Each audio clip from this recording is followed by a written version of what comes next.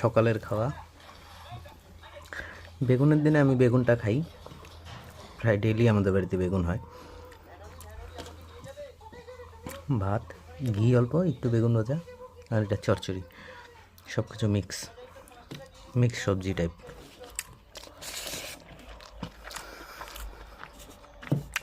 গরম ভাত দিয়ে খেতে খতরনাক লাগে।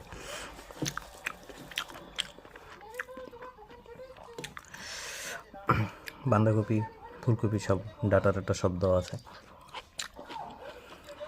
সিম, পেঁয়াজকলি।